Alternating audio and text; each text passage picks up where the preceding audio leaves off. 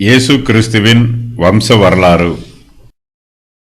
அப்பொழுது இயேசு ஏறக்குறைய 30 வயது உள்ளவரானார். அவர் யோசேப்பின் குமாரன் என்று எண்ணப்பட்டார். அந்த யோசேப்பு ஏலியின் குமாரன். ஏலி மாத்தாத்தின் குமாரன்.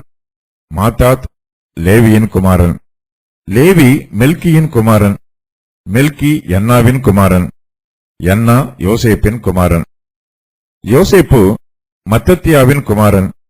மத்தத்தியா ஆமோஸின் குமாரன். ஆமோஸ் நாகூமின் குமாரன். நாகூம் எஸ்லியின் குமாரன். எஸ்லி நங்காயின் குமாரன். நங்காய் மாகாத்தின் குமாரன். மாகாத் மத்தத்தியாவின் குமாரன். மத்தத்தியா சேமையின் குமாரன். சேமை யோசேப்பின் குமாரன். யோசேப்பு யூதாவின் குமாரன். யூதா யோவன்னாவின் குமாரன். யோவன்னா ரேசாவின் குமாரன். ரேசா சரபாபேலின் குமாரன். சரபாபேல் சலாத்தியேலின் குமாரன். சலாத்தியேல் நேரியின் குமாரன். நேரி மெல்கியின் குமாரன். மெல்கி அத்தியின் குமாரன். அத்தி கோசாமின் குமாரன். கோசாம் எல்மோதாமின் குமாரன். எல்மோதாம் ஏரின் குமாரன். ஏர் யோசேயின் குமாரன். யோசே எலியேசேரின் குமாரன். எலியேசேர் யோரீமின் குமாரன். யோரீம் மாத்தாத்தின் குமாரன். மாத்தாத் லேவியின் குமாரன். லேவி சிமியோனின் குமாரன். சிமியோன் யூதாவின் குமாரன். யூதா யோசேப்பின் குமாரன். யோசேப்பு யோனானின் குமாரன். யோனான் எலியாக்கீமின் குமாரன். எலியாக்கீம் மெலையாவின் குமாரன். மெலையா மைனானின் குமாரன். மைனான் மாத்தாத்தாவின் குமாரன். மாத்தாத்தா நாத்தானின் குமாரன். நாத்தான் தாவீதின் குமாரன். தாவீது ஈசாயின் குமாரன். ஈசாய் ஓபேதின் குமாரன். ஓபேத் போவாசின் குமாரன். போவாஸ் சல்மோனின் குமாரன். சல்மோன் நகசோனின் குமாரன். நகசோன் அம்மினதாபின் குமாரன். அம்மினதாப் ஆராமின் குமாரன். ஆராம் எஸ்ரோமின் குமாரன். எஸ்ரோம் பாரேசின் குமாரன். பாரேஸ் யூதாவின் குமாரன். யூதா யாக்கோபின் குமாரன். யாக்கோபு ஈசாக்கின் குமாரன். ஈசாக்கு ஆபிரகாமின் குமாரன். ஆபிரகாம் தேராவின் குமாரன். தேரா நாகோரின் குமாரன். நாகோர் சேரூக்கின் குமாரன்.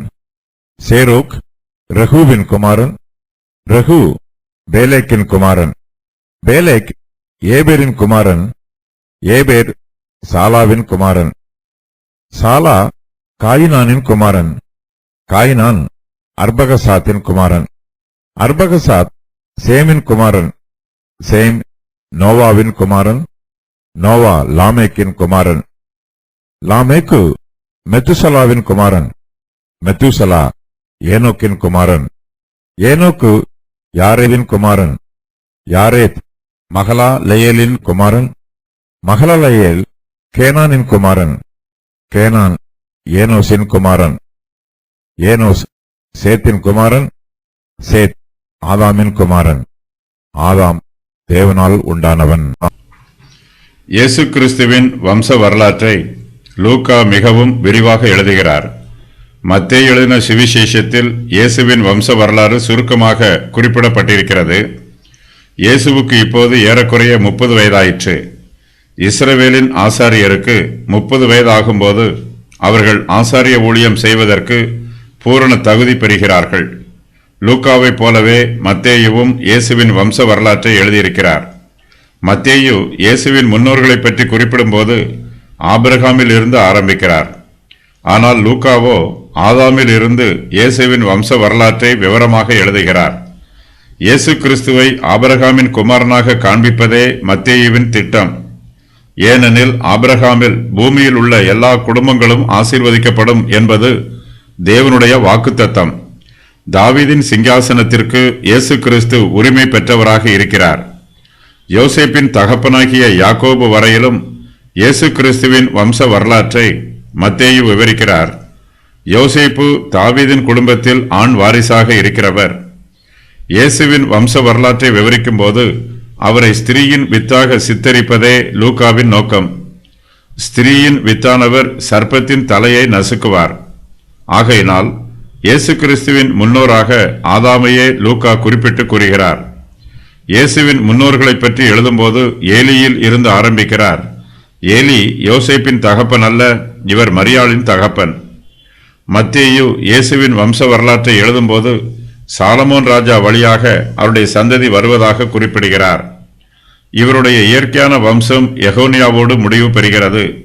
அதன் பின்பு இந்த வம்சத்தின் சட்டப்படியான உரிமைகள் சலாத்தியேலுக்கு மாற்றப்படுகிறது. இவர் நாத்தானின் குடும்பத்தை சேர்ந்தவர். நாத்தானும் சாலமோனைப் போல தாவீதின் குமாரர்களில் ஒருவர். லூக்கா எழுதியிருக்கும் வம்ச வரலாற்றில் யூதா தேசத்தின் ராஜாக்களுடைய பெயர்கள் இடம்பெறவில்லை. இயேசு கிறிஸ்துவின் வம்ச வரலாற்றை மத்தேயுவும் லூக்காவும் வித்தியாசமாக எழுதியிருக்கிற போதிலும் இயேசு கிறிஸ்துவின் வம்ச வரலாற்றுக்கும் நமது ரட்சிப்புக்கும் சம்பந்தம் எதுவும் இல்லை. வரலாற்றை தெரிந்து கொள்ள வேண்டும் என்னும் நோக்கத்தில்தான் இயேசு கிறிஸ்துவின் வரலாறு சுவிசேஷ புஸ்தகங்களில் எழுதப்பட்டிருக்கிறது.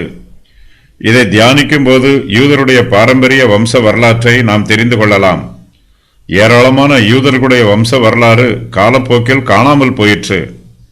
ஆனால் இயேசு கிறிஸ்துவின் வம்ச வரலாறோ தெளிவாக விவரிக்கப்பட்டிருக்கிறது. இயேசு கிறிஸ்துவின் வம்ச வரலாற்றை முடிக்கும்போது அவர் ஆதாமின் குமாரன் என்றும் ஆதாம் தேவனால் உண்டானவன் என்றும் லூக்கா எழுதுகிறார்.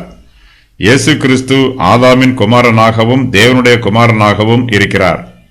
தேவனுக்கும் மனுஷருக்கும் மத்தியஸ்தராக இருக்கும் இயேசு கிறிஸ்து தேவனுடைய குமாரனாகவும் ஆதாமின் குமாரனாகவும் இருப்பது மிகவும் சிறப்பானதாகும். ஆதாமின் சந்ததியாரை தம் மூலமாக தேவனிடத்தில் அழைத்து வருவதே இயேசு கிறிஸ்துவனுடைய மத்தியஸ்த ஊழியமாகும். இயேசு கிறிஸ்துவின் மூலமாக ஆதாமின் பிள்ளைகளாக இருக்கும் நாம் எல்லோரும் தேவனுடைய பிள்ளைகளாக ஆகும் சிலாக்கியத்தை பெற்றிருக்கிறோம்.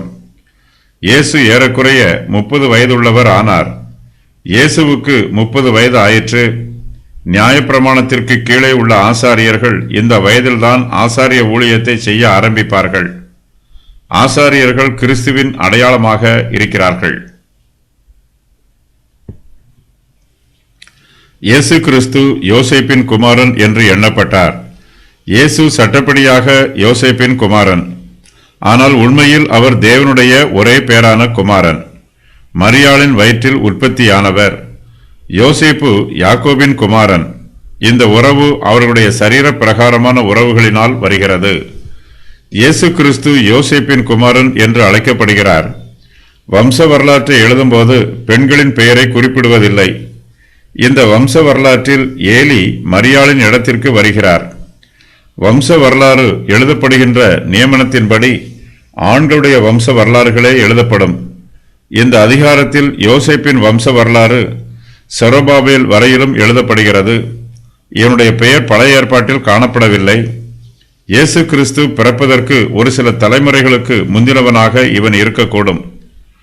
செரோபாபேல் சலாத்தியேலின் குமாரன். சலாத்தியேலின் இயற்கையான குமாரன்.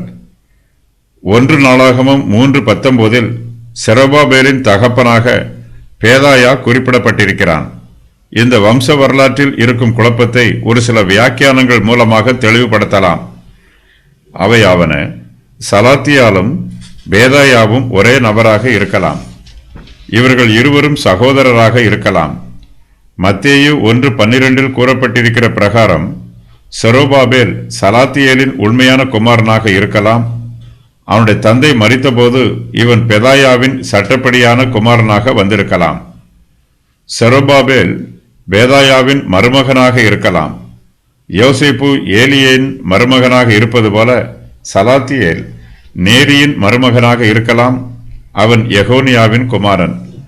பழைய ஏற்பாட்டு பெயர்கள் புதிய ஏற்பாட்டில் சில இடங்களில் வித்தியாசமாக எழுதப்பட்டிருக்கின்றன.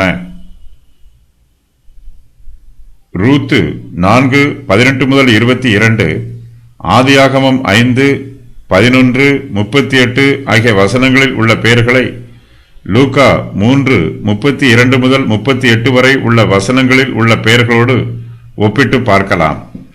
பெண்கள் சில சமயங்களில் திருமணமான பின்பு தங்களுடைய கணவன்மார்களின் பெயர்களை சேர்த்துக் கொள்வதற்கு பதிலாக தங்கள் பெற்றோரின் குடும்ப பெயரையே சேர்த்துக் கொள்வார்கள்.